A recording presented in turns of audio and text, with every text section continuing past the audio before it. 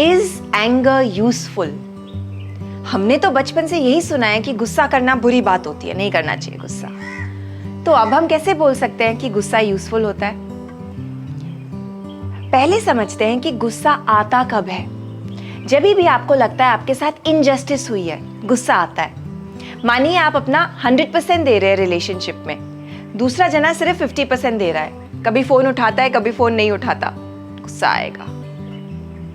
आपको लगता है आपके सिबलिंग्स को आपके पेरेंट्स ज्यादा प्यार करते हैं, उनकी डिमांड्स हमेशा पूरी होती हैं, आपको मना कर दिया जाता है, गुस्सा आएगा।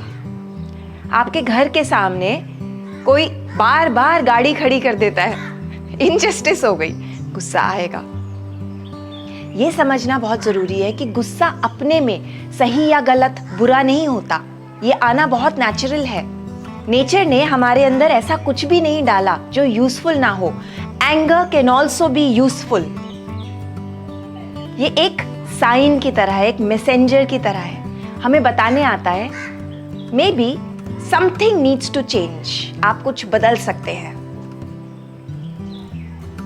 हाँ, इस गुस्से को किस तरह से एक्सप्रेस करना है उसके बारे में सोचना होगा, पर डिनाई नहीं करना। अभी जब गुस्सा आता है हम इन दोनों में से एक रास्ता अपनाते हैं। पहला रास्ता होता है शाउटिंग का, जिसमें हम चीखते हैं, चिल्लाते हैं, दरवाजा पटकते हैं, फोन बैंग कर देते हैं, कभी कभार फेंक भी देते हैं।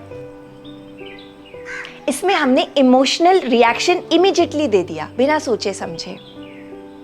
हम दूसरे के प्रति वायलेंट हो गए। चांसेस हैं दूसरा जना भी उसी तरह से रिएक्ट करेगा, नेचुरल इंस्टिंक्ट है।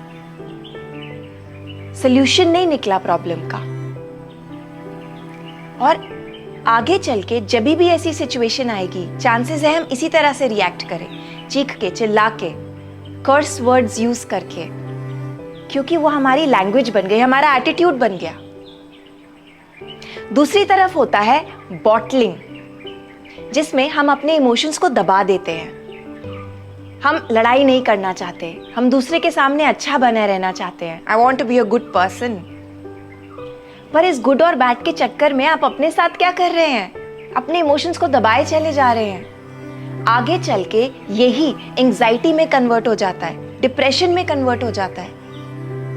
सॉल्यूशन यहां पे भी नहीं निकला।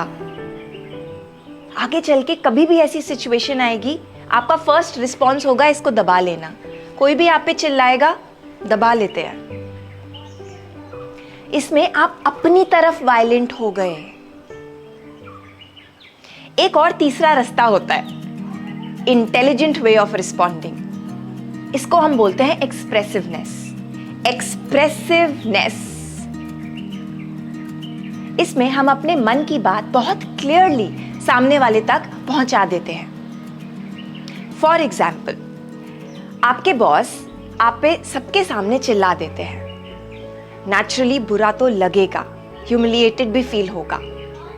अगर हम शाउटिंग का पाथ पकड़ते हैं तो हम उसी समय इमोशनल रिएक्शन दे देंगे। नहीं करना जी आपके लिए काम, बहुत हो गया, कल से नहीं आऊंगा मैं, आप ढूंढ लो कोई और, आई क्विट, छोड़ दिया जॉब। पर सॉल्यूशन नहीं निकला। आगे चल के ऐसी सिचुएशंस और जगह भी आ सकती हैं। आप कितनी जॉब्स छोड़ेंगे?